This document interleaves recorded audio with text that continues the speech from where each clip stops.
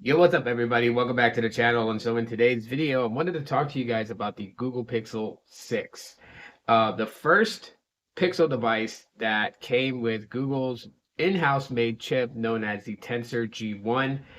And I kind of want to reflect on my feelings back when I first got this phone because I was absolutely excited the day that, my wife and I went to Best Buy and picked up our new Pixel 6s. She got the same one in the exact same colorway, and after getting it, I was just blown away in the sense of just seeing the transformation of pixels from what we had previously before with the Pixel 5. And, one of my favorites, the Pixel 4 XL and the 4, and even the 3 and the 3 XL, like just previous Pixel devices trying to discover an identity, and then finding one in the form of the Pixel 6. And, I get it. Sometimes, the big G company does things and it just kind of leaves us like, okay, what exactly are they doing?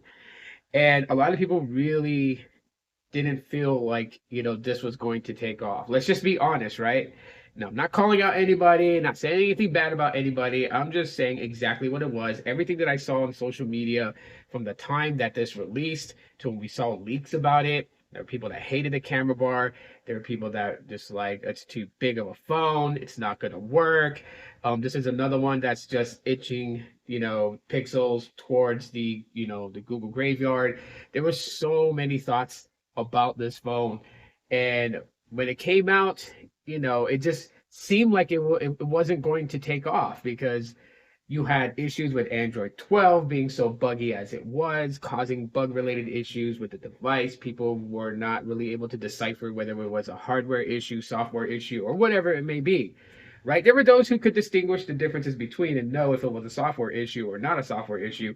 But let's be real, there were a lot of people who were just like, the phone sucks, bad cameras is horrible. There was just all kinds of problems with it. And over time, with each new iteration of Android, this phone got better, better, and better. And I am still proud to own this phone today and to say that, it still functions properly and everything, works about it. And I even find myself going back to it in the same sense like I've been going back to the Pixel 4 XL. And so because of that reason, the Pixel 6 is actually climbing its way up my rank of Pixel devices that I own. And you guys should know if you followed me for years, I own quite a bit of Google Pixel phones. I have collected them over time. So I have a bunch of them.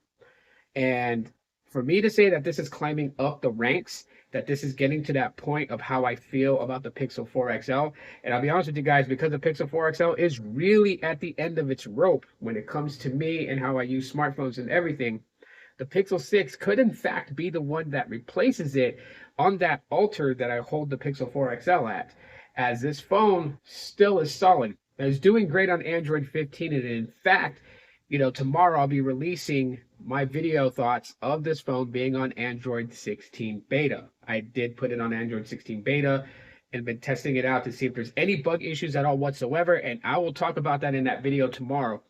But I really just kind of wanted to give the Pixel 6 its flowers. I wanted to give it, something that I think it's been long overdue. From the months and months and months of just negative press about the Pixel 6 to, it being just pretty much crapped on left and right to now where it is right now. I don't know how many people out there still have their Pixel 6.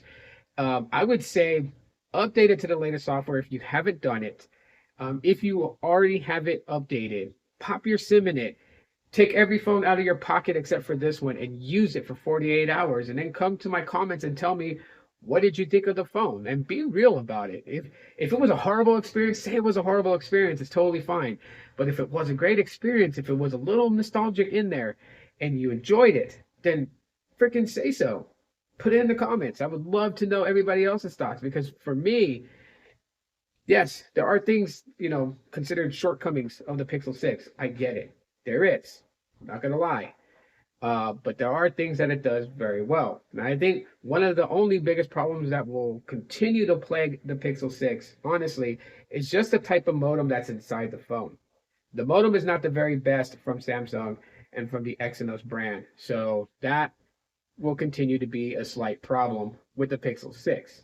That and the fact that they never natively put in face unlock on this thing, but that's okay. However, even though that it has those issues when it comes to the modem, everything else about it is pretty solid. It's still a fun device for me to use. The Tensor G1 is still a capable chip to a degree.